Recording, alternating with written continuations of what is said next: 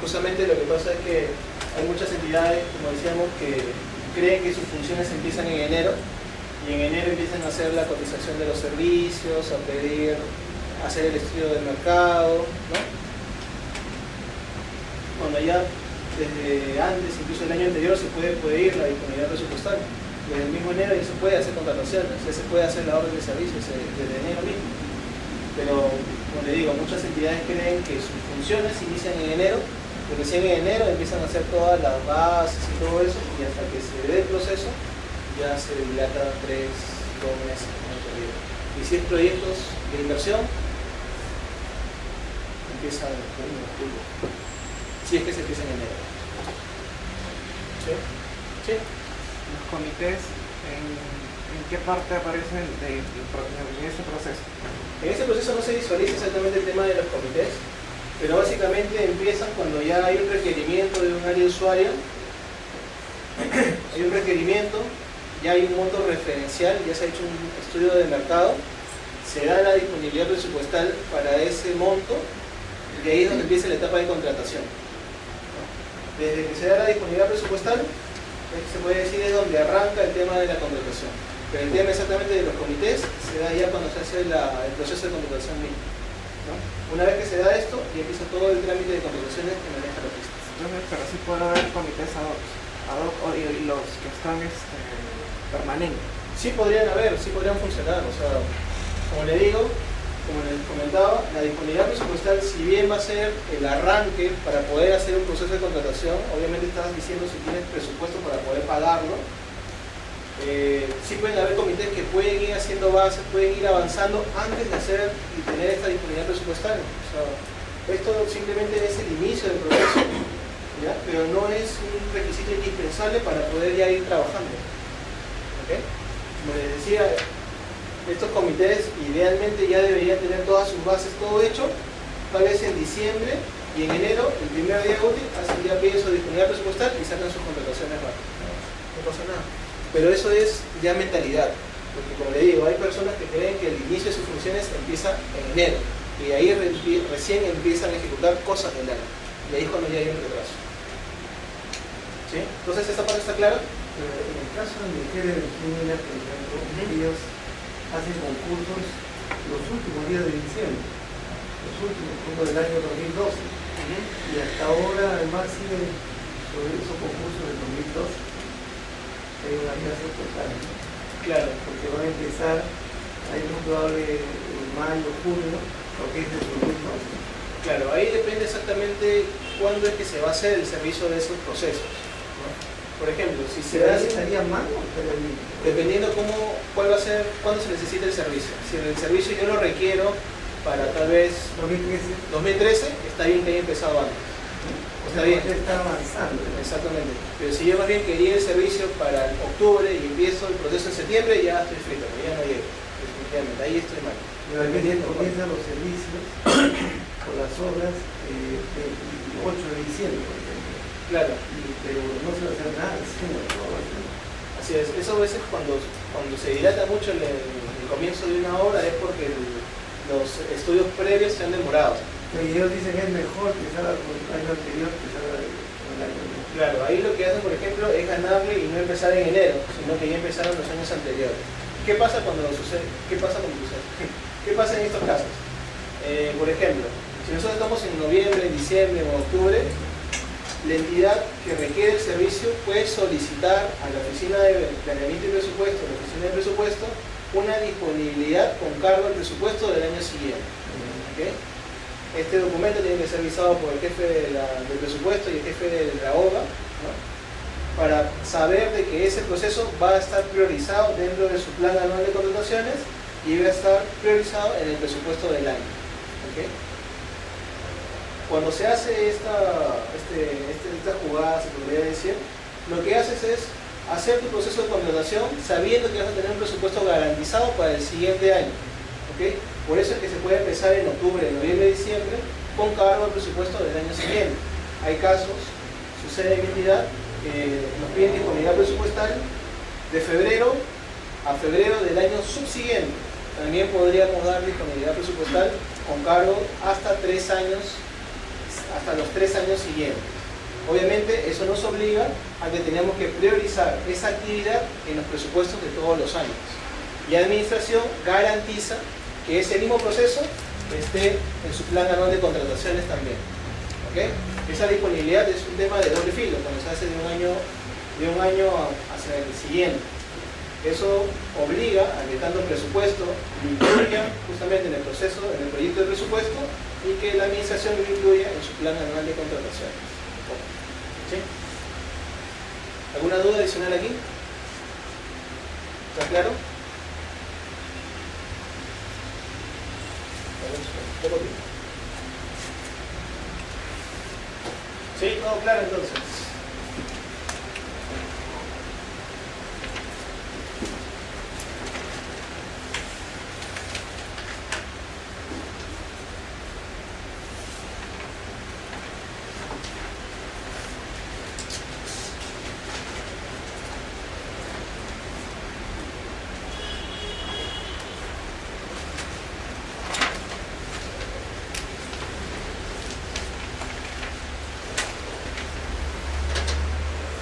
Sí, entonces seguimos para terminar.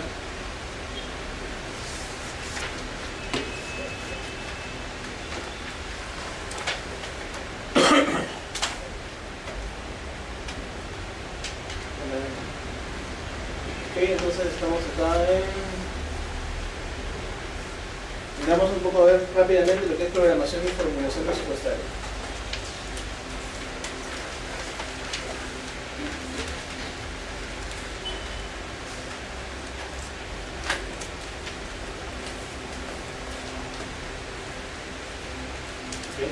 En esa parte básicamente es definir, ya sabemos qué hacemos en la etapa de programación y formulación, ¿sí? Nuestra voluntaria nos puede decir rápidamente qué vemos en la etapa de programación, y ya acabamos de revisar. Definición 1, resultado final. No, ¿qué hacemos en la etapa de formulación? A ver, estás preguntando. Sí. Creo que tengo la pregunta. ¿Qué hacemos en la fase de programación y formulación de presupuesto?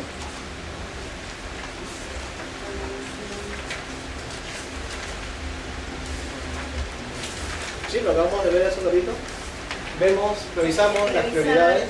Sí, revisamos las prioridades, las metas y la demanda global de gastos. La demanda global de gastos y la estimación de los ingresos, ¿sí? Ya sabemos qué hay que hacer ahí, pero nos vamos a encontrar con ciertas definiciones dentro de ese proceso, dentro de esa fase, disculpa. Nos encontramos con la definición de resultado final, resultado específico y las categorías presupuestarias. ¿Sí? Por favor, ¿alguien puede leer? Ahora sí, ¿lo puede leer, por favor? Resultado final. Es un cambio en las condiciones, cualidades o características inherentes a una población identificada. Corresponde a un objetivo de política nacional. Así es. Cuando nosotros hablamos del resultado final, en este caso, queremos que nuestro presupuesto, que ya va a estar relacionado al tema de resultados, tenga un impacto en la sociedad. ¿Okay? Es por eso que todo lo que vamos a presupuestar, todas las actividades van a estar dirigidas hacia este resultado final. Si no fuese un resultado final, al menos un resultado específico que ayude a conseguir este resultado final. ¿Okay? El resultado específico es... Es el cambio que se busca alcanzar para solucionar un problema identificado sobre una población objetiva y que a su vez contribuye al logro de un resultado final. ¿Okay? Hay entidades que tal vez no se relacionen directamente con un objetivo de política, pero sí van a ayudar a poder conseguirlo. ¿Okay? En este caso, por eso lo mencionamos como resultado específico. Cuando yo les comentaba de categoría presupuestaria y les decía, esta es la estructura programática. ¿Por qué la estructura programática? Porque tiene un programa presupuestario. Básicamente, esa es la definición de la estructura programática. Contiene a los programas presupuestarios. ¿Sí? El programa presupuestal va a ser el núcleo de toda la metodología que se está desarrollando actualmente en el Estado, que es el presupuesto por resultados. El famoso PPR. Cuando escuchamos PPR, es presupuesto por resultados. y su máxima expresión va a ser programa presupuestal. Este programa presupuestal es el conjunto de bienes o servicios que la entidad le brinda al ciudadano. Si lo llevamos un ejemplo de salud, un programa presupuestal muy conocido es el famoso PAN. PAN. El famoso PAN. Plan Articulado Nutricional. Este es el más famoso de todos los programas presupuestales que pueden escuchar dentro del Estado peruano. ¿Qué es el Plan Articulado Nutricional? Trata de dar suplementos alimenticios a las poblaciones, una población determinada de niños de 5 a 8 años me parece, con el fin de mejorar sus indicadores de salud, sus niveles de nutrición. Como vemos, el Plan Articulado Nutricional tiene varios productos o servicios que entrega a la sociedad, que son estos suplementos alimenticios. Tienen una población determinada, que en este caso son niños me parece de 5 a 8 años, y tienen un resultado. El resultado va a ser mejorar sus niveles de nutrición. Es decir, entonces, que este PAN, famoso PAN, que es un programa presupuestal, va a cumplir con tener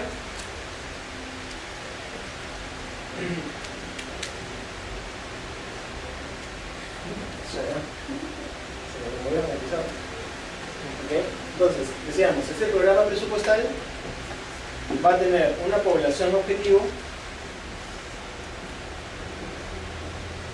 va a tener productos que son bienes o servicios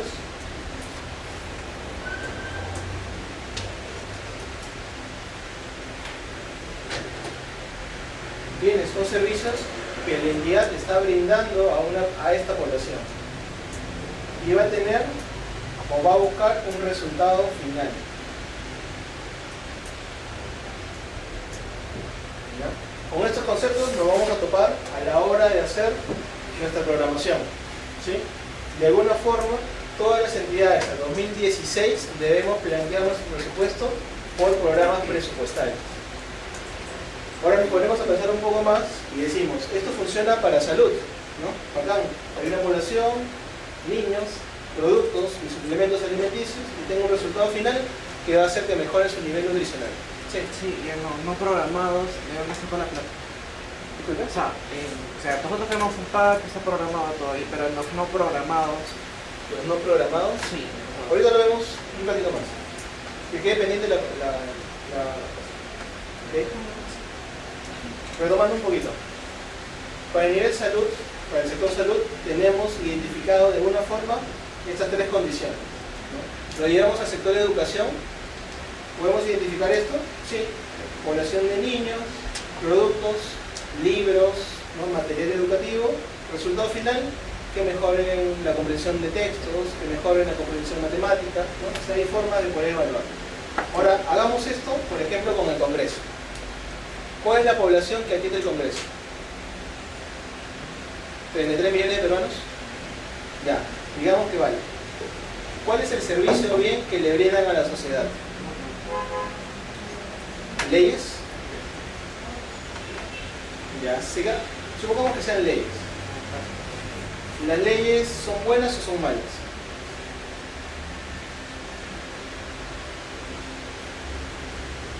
Ya, ahí es donde está fallando esta metodología de presupuesto por resultados. ¿Ya? Vamos, una vez más, vamos a ver por ejemplo la Contraloría General. ¿Cuál va a ser la población objetivo de la Contraloría General? ¿Las entidades del Estado? Podría ser. ¿Cuál es el bien o servicio que brindan ellos? Las auditorías, el control interno.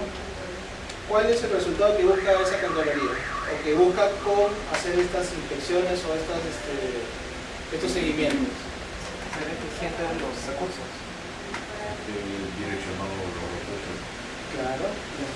Pero ¿cómo lo podríamos cuantificar? ¿Cuánta plata recupero De la corrupción, por ejemplo, pero es algo bien específico, no corrupción solamente, pero hay Contraloría en todo el Estado. Por esas cosas de limitación en un caso, o simplemente de que nos falta identificar bien cuáles son los bienes o servicios que da cierta entidad, es que este presupuesto por resultados no se llega a implementar completamente en el Estado. ¿Okay? Es por eso que la mayoría de nuestras acciones, como decíamos, el Estado o el presupuesto se va a dividir en esta estructura programática, en programas presupuestales, siempre y cuando cumplamos estas condiciones. ¿Okay? Estas van a ser las condiciones del programa presupuestal. Si no tenemos estos productos identificados, estos servicios, nuestras actividades son actividades presupuestales que no resultan en productos, que es la famosa APNOP, así se conoce con estas siglas. ¿Okay? Todo aquello que hacemos que no tenemos identificado estos programas presupuestales viene a ser estas famosas APNOP. Adicionalmente, hay un rubro adicional que son acciones centrales, donde entra todo lo que es gestión administrativa. Entra la OPP, la Oficina de Planeamiento y Presupuesto, entra la Oficina Jurídica, entra la Oficina de Inversiones, de Infraestructura, la OGA, personal, todo entra en acciones centrales. Pero aquellas áreas que no son gestión administrativa, que no tienen identificados estos productos o bienes o servicios, son consideradas actividades presupuestales que no resultan en productos.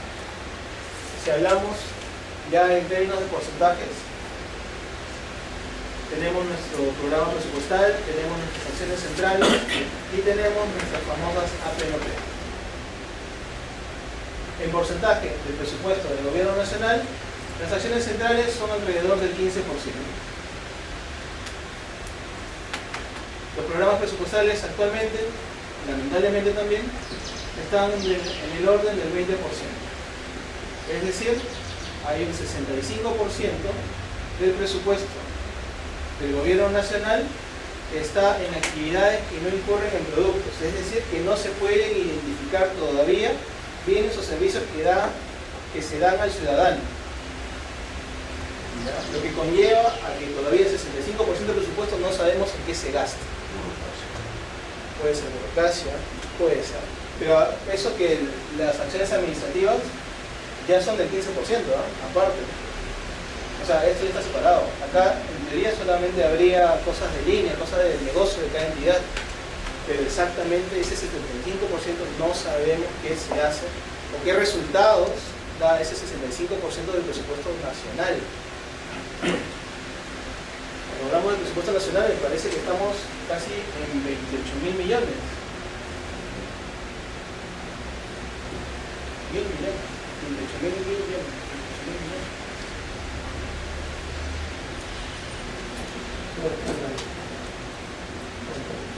¿Sí? ¿Ya? Por eso es que está cambiando bastante el Estado, trata de cambiar y trata de migrar este 65% a que tenga identificado estos bienes o servicios que se dan a la ciudadanía. Por eso ahora es tan importante el tema de contrataciones también, porque todo de alguna forma tiene que estar relacionado a brindar ciertos resultados, a brindar ciertos servicios a la población, a una población determinada. Por eso que el concepto de presupuesto que vimos va a ser en función a resultados, ¿okay? Justamente porque se busca romper este esquema, ¿no? De que el dinero simplemente esté desagregado en varias funciones, pero que no nos reportan un resultado consistente. ¿Sí?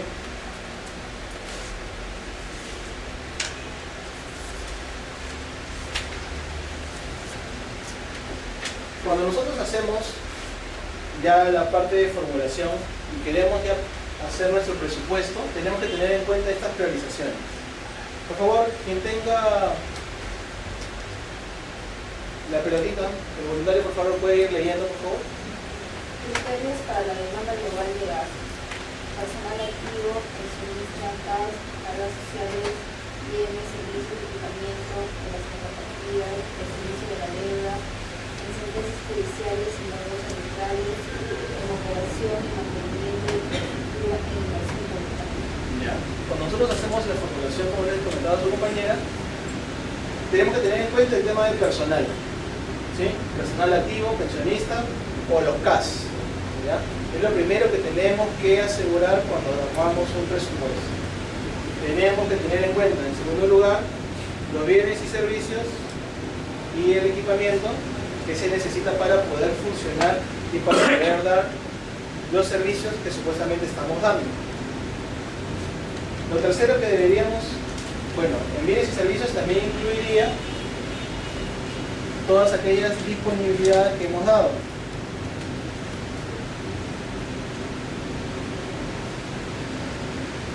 Disponibilidad de años anteriores. ¿Sí? Cuando decíamos que podemos empezar el proceso de contratación con una disponibilidad presupuestaria, esta también tiene que ser priorizada cuando armamos el proyecto de presupuesto. ¿Okay? Otra de las priorizaciones son las contrapartidas en caso de convenios de cooperación, el servicio de la deuda, que es una cosa netamente del Ministerio de Economía y Finanzas, el famoso y todopoderoso UNEF, sentencias judiciales y laudos arbitrales que se tiene que presupuestar,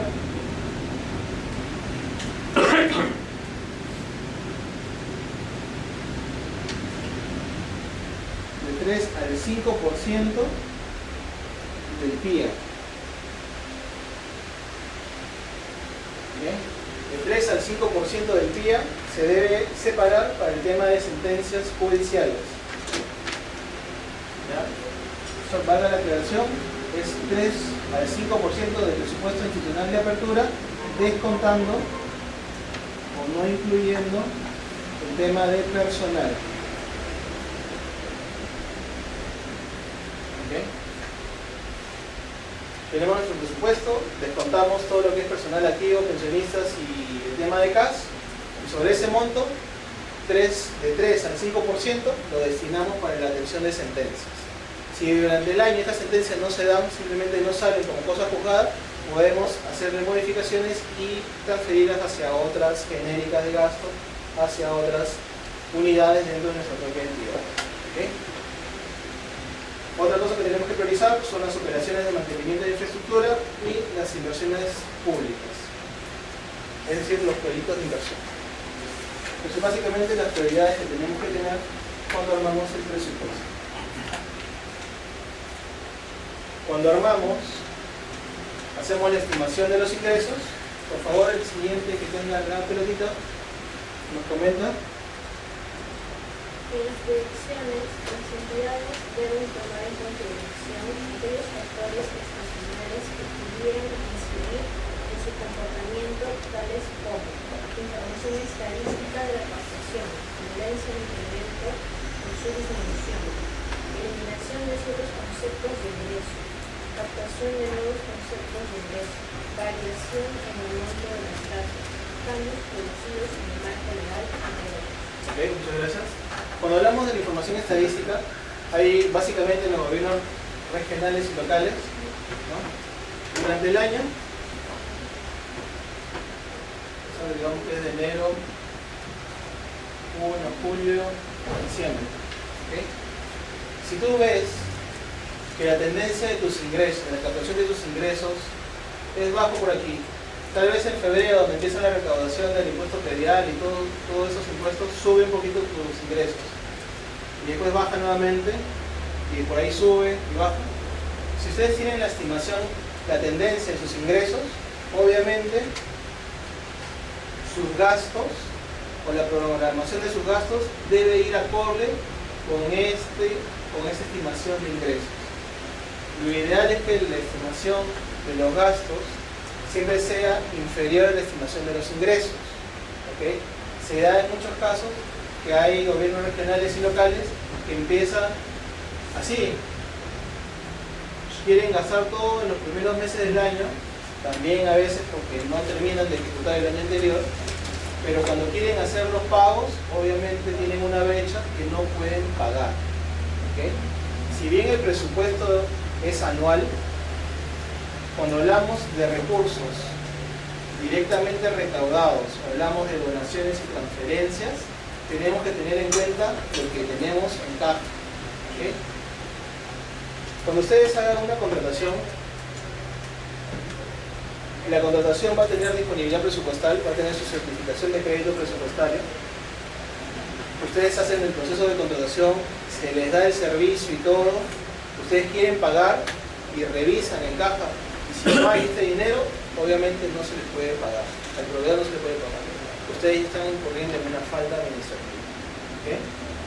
Cuando ustedes, si bien es cierto que por el lado del presupuesto, obviamente hay presupuesto, yo he presupuestado que va a haber cierta cantidad de ingresos, cuando quiero hacer el pago, ya financieramente, tengo que ver que tenga disponibilidad de saldos. ¿Okay? Tengo que ver que haya disponibilidad de dinero en la cuenta para poder hacer el pago respectivo al proveedor. A veces se da y se comenta varias veces de que ¿por qué el Estado se demora en pagar? Por estas cosas. Porque a veces la estimación de ingresos la hacemos un poco mal, ¿no? O sobreestimamos nuestros ingresos y a la hora de pagar tenemos que lamentablemente pasear al proveedor o hablar con él y decirle, oye, sabes que todavía no tenemos caja, todavía no me transfieren tal dinero, y lo vas paseando, y ahí es donde se origina todo este tema de burocracia, ¿no? No es porque el servicio haya estado mal o presupuesto tenga la culpa, sino que financieramente no han llegado los recursos en el momento que tú habías pensado hacer tus gastos. Por eso siempre, más que todos los gobiernos regionales y locales, revisen siempre la tendencia de sus ingresos históricos, cómo es que les ingresan los recursos, ¿no? Dependiendo de eso, es lo que ustedes van a hacer su proyección de gastos. Cuando hablamos de la eliminación de ciertos conceptos de ingreso, es simplemente si tú vendías en un año los libros que comentábamos, y el año siguiente hay una disposición de que ya no vas a vender libros, obviamente tienes que descontarlo de tu tendencia normal. Eliminación de ciertos conceptos de ingreso, lo que acabamos de ver, captación de nuevos conceptos, es decir, que voy a tener mayor ingresos por alguna venta adicional, o hay una variación en el monto de las tasas. Por ejemplo, el tema de la SUNAT tuvo que hacer un ajuste cuando se cambió el IGB del 19 al 18%, ¿no? Ahí tuvo que hacer un ajuste a nivel sector público porque supuestamente iba a entrar menos dinero del que se había proyectado con esa nueva tasa. Bien, disculpen que vayamos corriendo, pero igual creo que tenemos que cerrar. Ejecución presupuestaria, y es más o menos lo que veíamos en la fase de ejecución. El término central va a ser este de certificación del gasto, que se denomina certificación del crédito presupuestario. ¿Ya? Es el acto administrativo en el que se constata que existen los créditos presupuestarios para atender las obligaciones durante el año fiscal. ¿Sí? Cuando hablábamos de las disponibilidades que se dan para el año siguiente, no es una certificación de gasto exactamente, sino que es una disponibilidad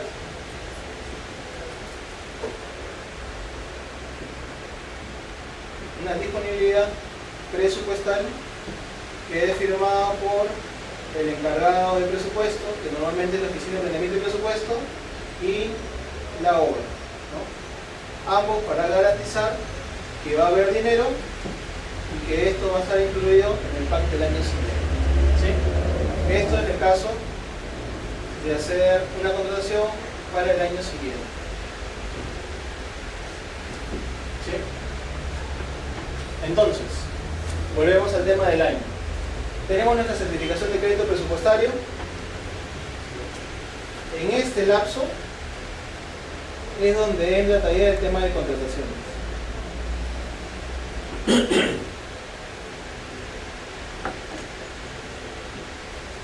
Después de todo lo que hemos visto, aquí ya hemos aterrizado y se visualiza dónde entra exactamente el tema de contratación. Una vez que se tiene disponibilidad presupuestal o se tiene la certificación de gasto, empieza el proceso de contratación. Aquí es donde empieza el tema de los comités, si es que pueden estar formados antes, ¿no? Pero aquí es donde empieza el tema de los comités y básicamente del proceso de contratación.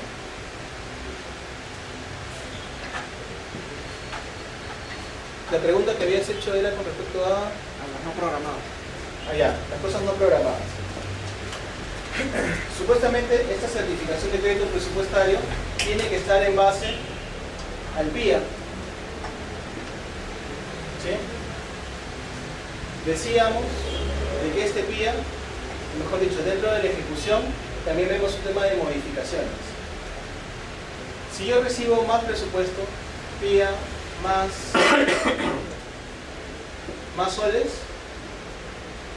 tengo un presupuesto institucional modificado, un PIN.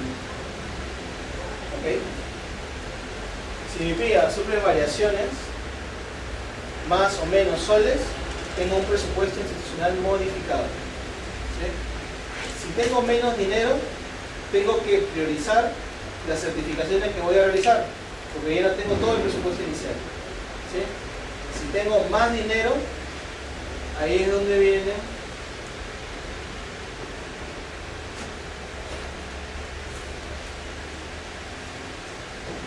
las nuevas actividades.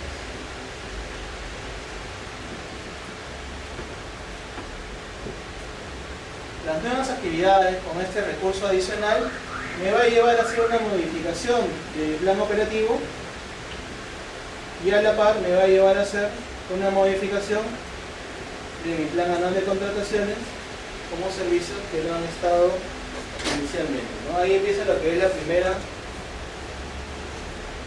modificación de mis planes. Una modificación del plan operativo tiene que tener de alguna forma relación con una modificación del plan anual de contrataciones. Incluso cuando se hace estas modificaciones del plan anual de contrataciones también se tiene que tener un sustento. Ese sustento va a ser el mismo con el que se va a sustentar la modificación del plan operativo. En el caso de estos gastos no programados, normalmente vienen de nuevas actividades o actividades existentes que se están transformando, que tal vez han cambiado sus requerimientos y que hay que actualizar nuevamente el plan anual de contrataciones. ¿Sí? ¿Queda claro esa parte? De todas maneras, todo lo que está como no programado de alguna forma, se tiene que programar antes y tiene que estar contemplado en el presupuesto y en el plan anual, en el plan operativo de la institución. ¿Okay? Para que recién ya pase a hacer una modificación del plan anual de contratación. Contingencias de emergencia. Puedes ir atendiéndolas con una modificación, pero de todas maneras tiene que haber una modificación del código posterior. Si es que son muy grandes. Si son pequeñas, por ejemplo, estamos hablando de un presupuesto de 100 millones y simplemente ya no vas a comprar, ¿qué cosa? Ya no vas a comprar computadoras, sino vas a comprar ahora, no sé, no compras computadoras, sino que vas a brindar capacitaciones. Cambio de, tú pensabas comprar un bien, ahora vas a dar un servicio, ¿no? Ahí hay un cambio en el PAC, hay un cambio en el plan anual de contrataciones. Pero no necesariamente hay un cambio en el código, simplemente es un cambio de estrategia. Que no se quiere comprar computadoras, sino que se quiere brindar capacitación. ¿Ok? Sí. Esas resoluciones o reconocimiento de deuda, ¿tienen algún monto máximo? Que yo sepa, no tienen ningún monto establecido.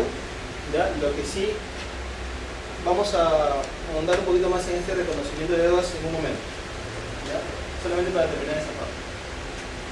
Retomando nuevamente el tema de la certificación de gasto, ya tenemos la disponibilidad, hacemos las contrataciones y emitimos las órdenes de servicio o las órdenes de compra, que van a ser el sustento para nuestro compromiso en el SIAP.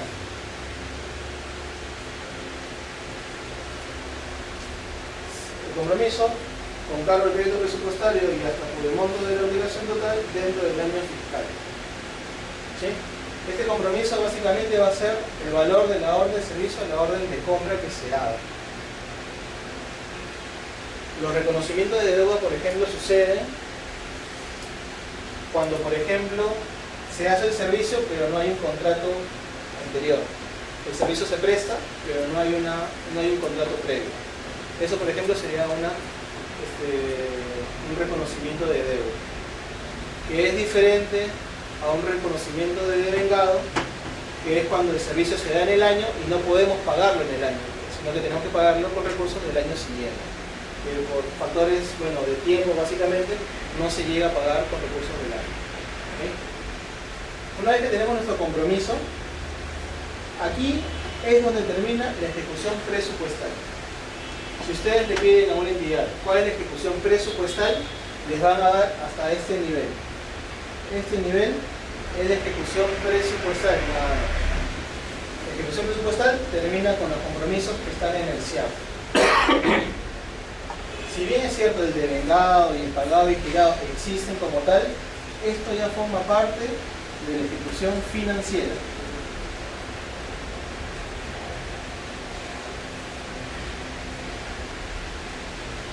¿Sí? Solamente hasta el compromiso estamos hablando de ejecución presupuestal. Ahí las resoluciones por encargo, ahí también hay un tope.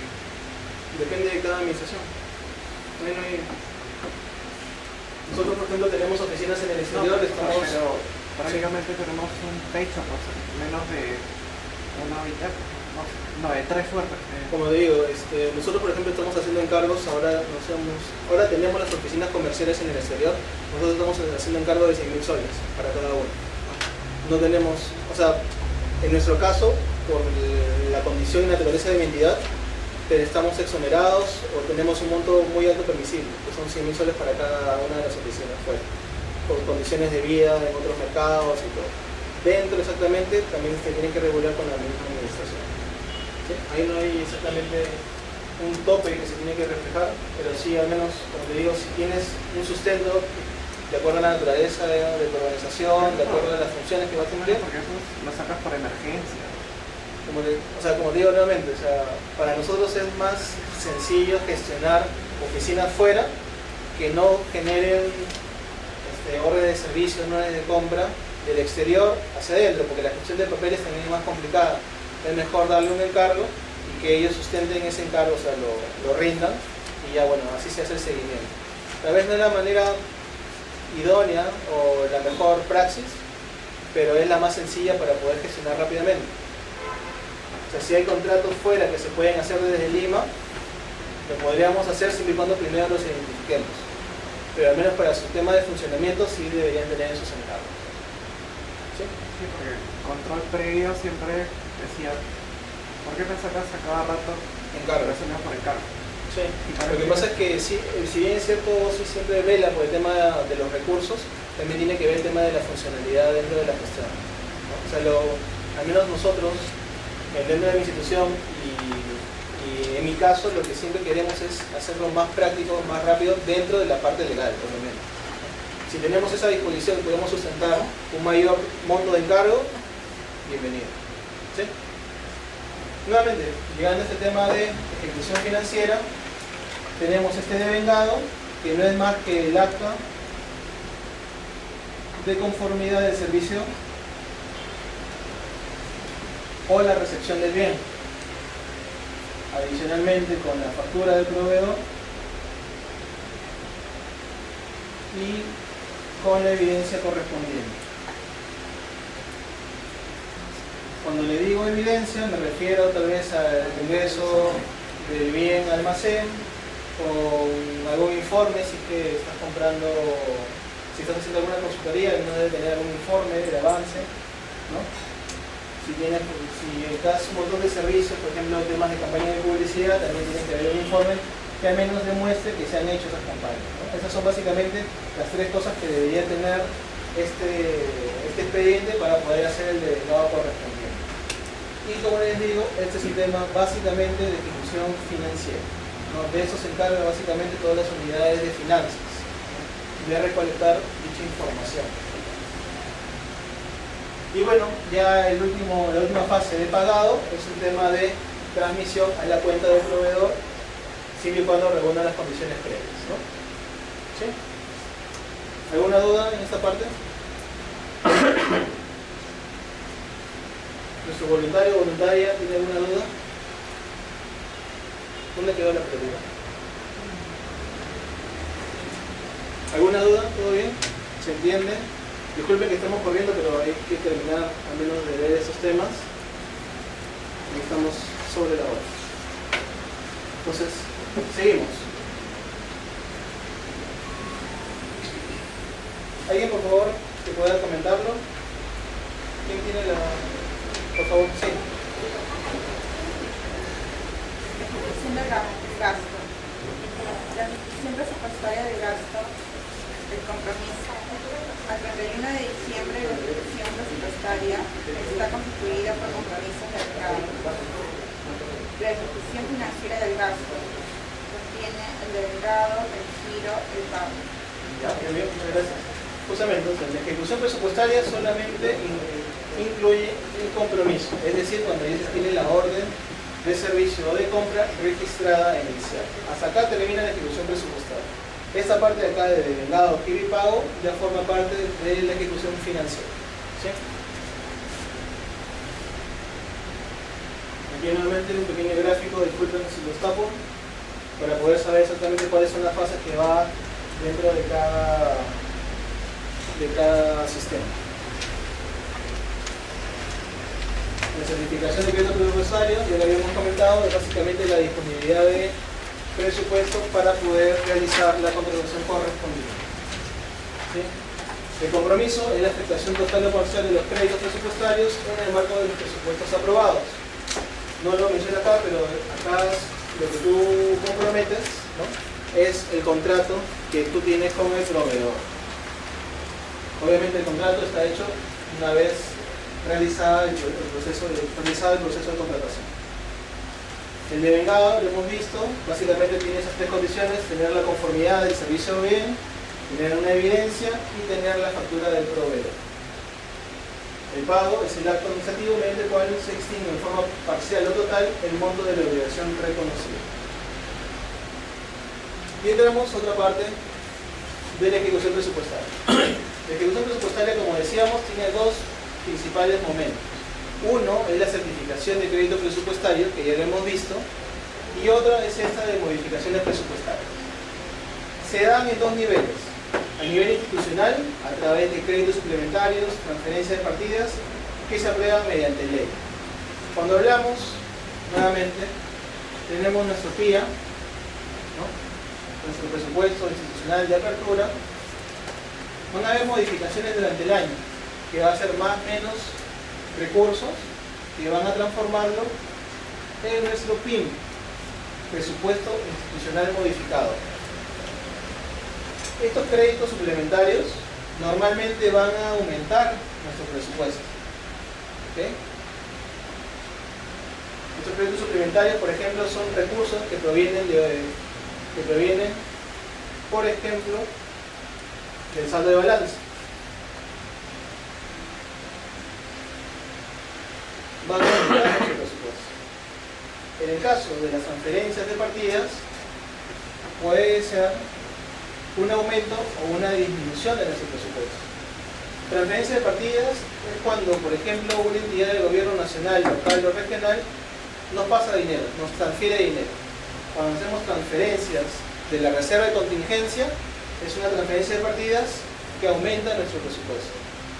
Pero cuando nosotros damos transferencia a un gobierno regional o local, es cuando nuestro presupuesto disminuye. ¿Okay? La condición es que estas modificaciones se aprueban por ley. En casos excepcionales, decretos supremos o decretos de urgencia.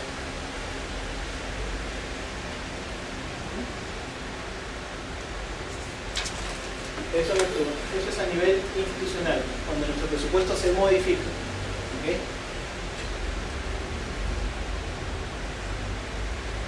En el nivel funcional programático, simplemente es modificaciones internas, para poder entenderlo mejor. Modificaciones internas son habilitaciones o anulaciones que se dan dentro del pliego presupuestario. Eso incluye dentro de las unidades ejecutoras también. Por ejemplo, si yo tengo presupuesto en una genérica de bienes y servicios y me falta recursos para comprar equipos, hago una transferencia, hago una habilitación de recursos hacia esa otra genérica. Si tengo más recursos en una genérica que ya no voy a usar y me falta dinero en otra genérica de gastos, hago una anulación para hacer la siguiente habilitación. simplemente son modificaciones de más o menos dentro del presupuesto. En este nivel, como es interno, el presupuesto institucional de apertura no se modifica, es decir, no cambia de monto, pero sí cambia de estructura dentro del mismo pliego, ¿sí? Por ejemplo, si en algún momento ustedes hacen alguna compra y simplemente les dicen, oye, no tengo presupuesto para poder pagarlo, ustedes van a poder entrar al presupuesto de cada entidad y van a poder revisar si en verdad no tiene presupuesto en otras genéricas para poder transferir, ¿sí? Cuando ustedes quieren hacer compromisos, quieren hacer ya los pagos de proveedores y les falta dinero, lo primero que tendría que hacer la oficina de presupuesto es ver qué genéricas, qué específicas de gasto tienen recursos que se pueden habilitar, o mejor dicho, que se pueden anular para poder habilitar, ¿no? Esta es la principal función que tiene la parte presupuestal, ¿no? Tratar de distribuir lo mejor posible los recursos dentro de la entidad.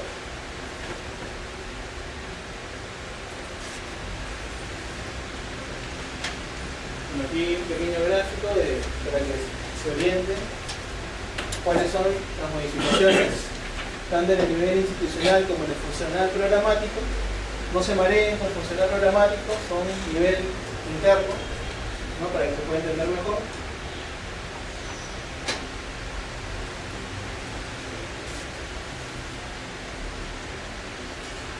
Modificaciones y llegamos a un tema de evaluación y control presupuestario. Nuestro voluntario, por favor, ¿puede comentar? Pregunta sobre el nivel institucional. Sí. En los dos casos tiene que tener la autorización del MEF o no. Como le digo, tiene que ser rango de ley, no es solo la autorización del MEF. No, pero también tiene que tener autorización del MEF en uno, por lo menos en el de crédito complementario. En el crédito suplementario. El crédito suplementario, si bien se maneja, en el tema del crédito suplementario, si vamos al ejemplo del saldo de balance, el saldo de balance todos siempre se remite al MEF. Ellos simplemente revisan que haya saldo suficiente y te aceptan la incorporación. Nada más, es un tema tal vez de trámite para poder centralizar todas las acciones.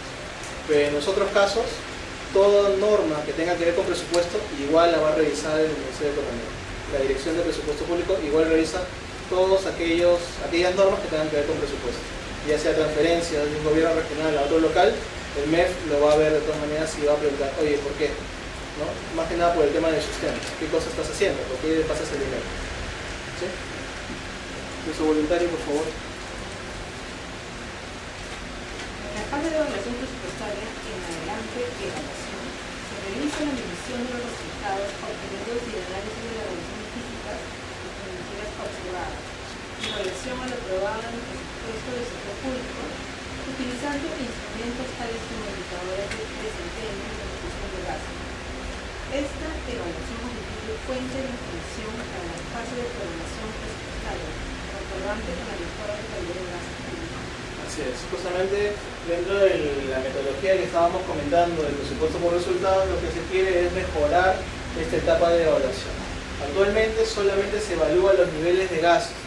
Cuando entramos todos los meses o todas las semanas, cuando hay consejo de ministros, lo que hace el PCM es reunir a todos los sectores y lo primero que les pasa es el nivel de ejecución.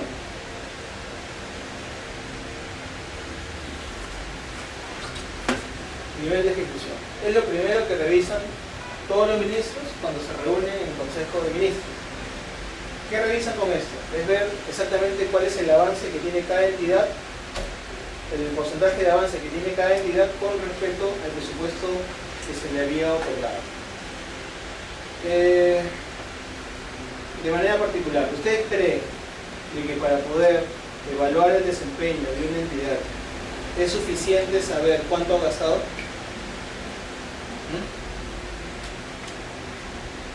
Lastimosamente, nuestros indicadores a nivel Estado no son muy buenos y lo que más se toma es esto. O sea, cuando se dice que un gobierno regional, no sé, estábamos en octubre y tiene solamente el 16 o 15% de su presupuesto ejecutado, le dicen es ineficiente. Así, de plano. Una entidad pública que estando en el mes de octubre tiene el 50% de ejecución, una entidad pública ineficiente. ¿Eso es verdad o es mentira? ¿Ustedes creen que por el nivel de gasto se puede saber si una entidad ha sido eficiente o ineficiente? Es un indicador, pero no es determinante, ¿no? Exactamente. Exactamente. Es un indicador que nos sirve para sí saber cómo va el tema de gasto de la entidad, pero no nos ayuda a saber el desempeño de la entidad. ¿Okay? Si nosotros estamos con un presupuesto, no sé, y el avance de nuestro presupuesto es 50% en el mes de octubre, tal vez sea porque nuestra naturaleza nos lleva a hacer mayores gastos en el último trimestre. Tal vez. ¿Okay? Tal vez sea porque se nos han caído un montón de proyectos que al final no eran viables. No, sí, o sea, pero eso sería más que todo en el plan institucional, ¿no?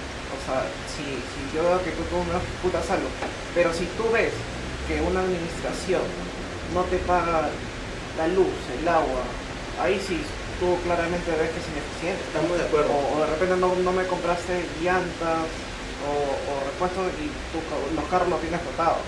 Estamos de acuerdo, pero como decíamos, si bien es importante el tema de ejecución, no debe ser el único indicador que debemos ver. No, o sea, como institución, no, solamente como gestión, solamente como administrativo. O sea, y solamente, o sea, si no tienes eso, ¿cómo quieres que el resto, las siguientes metas que tú tienes Se pueden hacer. Claro, es verdad, pero solamente lo vemos a un nivel de ejecución nada más. Lo que tú comentas, por ejemplo, si hay carros parados, si no hay una infraestructura adecuada, eso no se ve solamente viendo este número. Se tiene que saber al menos tener las condiciones de los locales, tener un registro de todos los vehículos con los que cuenta la entidad. O sea, con información adicional podemos ver el desempeño real de la entidad, pero no solamente viene el número. Lastimosamente, cuando se reúnen estos ministros, solamente ven el número y empiezan a decir, oye, pero ¿por qué estás así? Otra vez, llegando al ejemplo de Perú, que es una institución un poco atípica tal vez al Estado, nosotros en octubre teníamos solo el 50% de ejecución y su ministro estaba pues encolerizado porque iba al Consejo de Ministros y todos le tomaban el pelo supuestamente y nos decía, oye, pero ¿por qué están tan bajos? Pero señor ministro, todos nuestros procesos están encaminados, todo va a salir en el último trimestre, las campañas de promoción de la marca país, la campaña internacional, en fin, todo iba a salir en el último trimestre. Nosotros hemos terminado con 95% de ejecución, lo cual es relativamente bien para este indicador,